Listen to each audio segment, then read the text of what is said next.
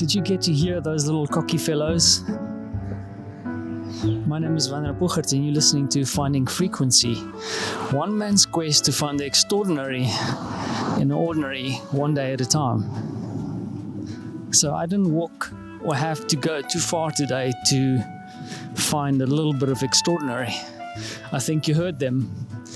And I ran into these little birds just as I left my coffee shop, because I didn't work from home today, from my home office. So I was caffeinating it up and doing some keyboard work here in Prague, and at one of my new favorite coffee shops. And it's located between two gigantic concrete blocks, and you don't get to see a lot of nature, even though now where I'm walking there's actually quite a lot of big trees that I can only figure have been here long before me. And I ran into these birds, and it was actually really extraordinary to see them. And I caught a little bit of their chatter, even though they're sitting there all puffed up because of the cold. And before I left, I actually figured I knew what I was going to talk about, and they kind of took the wind out of my sails. But I would mention, though, that I'm kind of learning a lesson the hard way, struggling my way through trying to write copy for my website.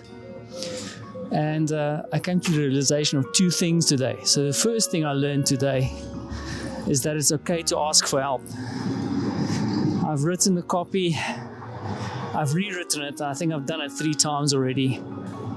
So I'm trying to write some copy to describe my services and the business that I do, which inherently is a little bit difficult because I do all kinds of different things, but I solve people's problems, I help people, and it's difficult to articulate because I don't want to create a website or a service offering that says, hey, I do X, Y, and Z. I'm not a damn plumber.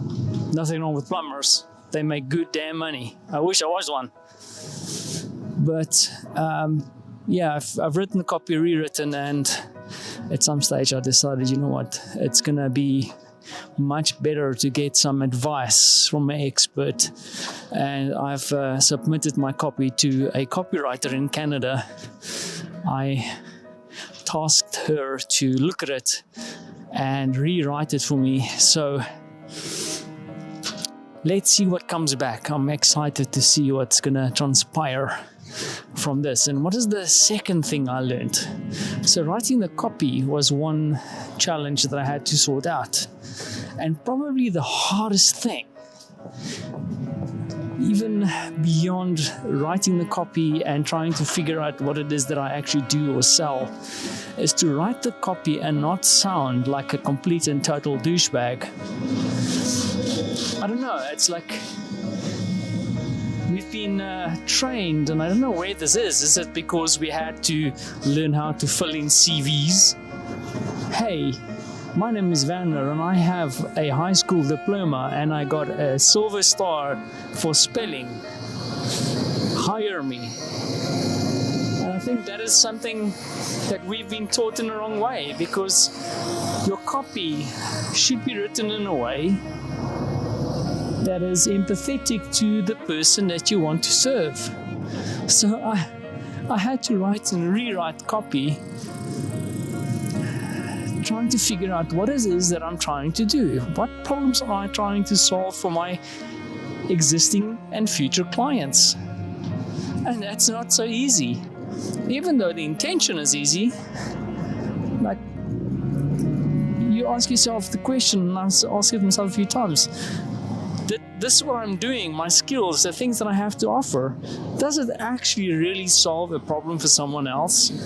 And what is those problems? And the thing is, it's not only about just the problem, it's actually identifying the emotional need.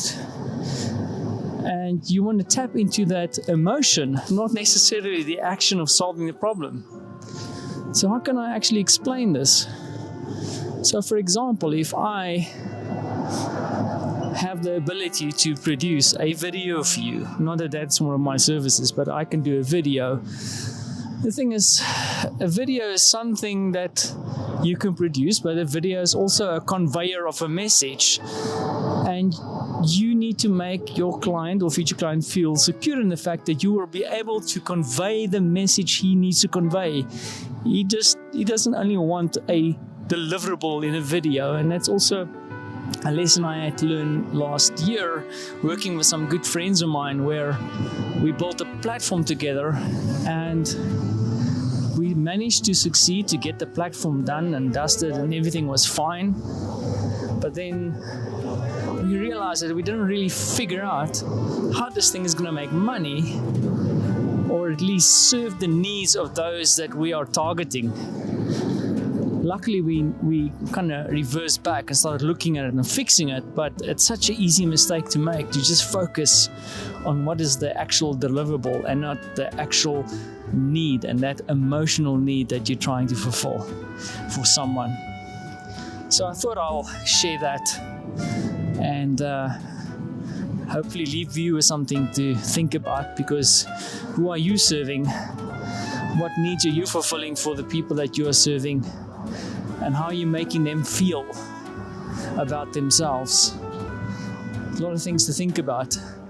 Think about that while I'm waiting for my copy to come back from Canada. Thanks for listening.